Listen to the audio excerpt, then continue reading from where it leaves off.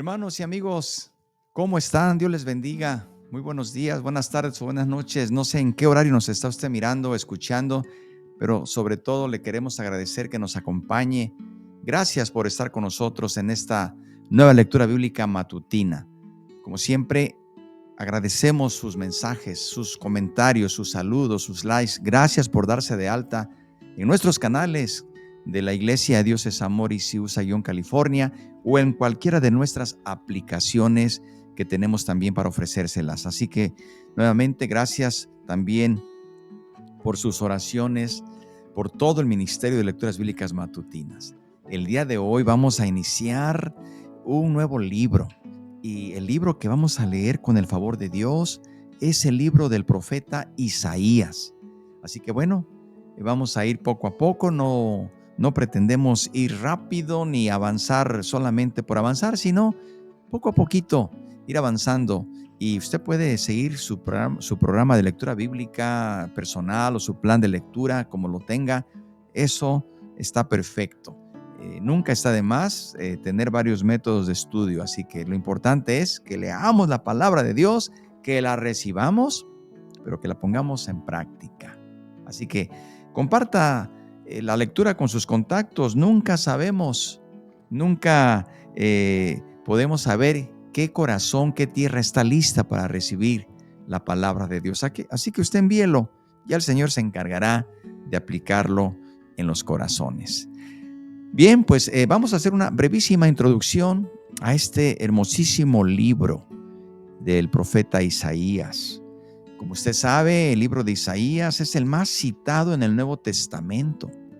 Isaías profetizó durante los reinados de Usías, Jotán, Acaz y Ezequías en Judá. Sus profecías su profecía de hechos que ocurrieron después de su vida y antes de nuestro tiempo son tan certeras que muchos estudiosos niegan que él fuera su autor. Isaías acusa al pueblo de pecado, pero también lo llama al arrepentimiento, anuncia el juicio de Dios y proclama la futura restauración. Su visión del Dios soberano sentado en el trono es uno de los relatos más vívidos e impactantes de la gloria de Dios, el pecado del hombre y la misericordia que limpia al pecador. Isaías, hermanos y amigos, profetizó que el Mesías nacería de una virgen, que sería rechazado y que moriría por nuestras transgresiones, específicamente ese capítulo 53 que todos conocemos. Queridos, que por cierto muchos judíos no leen, porque se describe tanto la vida como la muerte del Mesías. Pues su autor, Isaías, fecha estimada 742 a 661 antes de nuestro Señor Jesucristo. Los temas principales que vamos a encontrar en el libro de Isaías: el juicio de las naciones, el futuro retorno a Dios, el pecado, el llamamiento al arrepentimiento y al juicio, la esperanza de restauración, Dios el Santo de Israel, la confianza y la seguridad, Dios contra los ídolos, el Mesías y su siervo. Como veremos, la primera parte, ahí vamos a encontrar los ayes y juicios. Y vamos a iniciar el día de hoy solamente los dos primeros versículos del capítulo 1. Sí, son dos, pero esta es la parte introductoria. Ya entraremos mañana, con el favor de Dios, de lleno a los siguientes versículos, porque qué importante es entender el punto inicial. En este punto inicial, en la introducción, vamos a encontrar en esta primera parte del libro de Isaías, del capítulo 1 al 39, esos ayes y esos juicios. Y específicamente del capítulo 1 al capítulo 12, profecías concernientes a Judá y Jerusalén. Así que bueno, lea conmigo, leamos Isaías 1, versículo 1 y 2. Dice así: visión de Isaías, hijo de Amós, la cual vio acerca de Judá y Jerusalén en días de Usías, Jotán, Acaz y Ezequías, rey de Judá. Oíd, cielos, y escucha tú, tierra, porque habla Jehová. Crié hijos y los engrandecí, y ellos se rebelaron contra mí.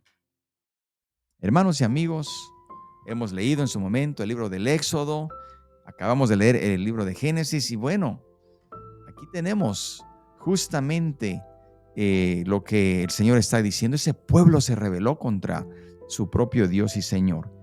Pero bien interesante, dice, visión de Isaías. Y dijimos que estas profecías son concernientes a Judá y a Jerusalén. Dice, acerca de Judá y Jerusalén.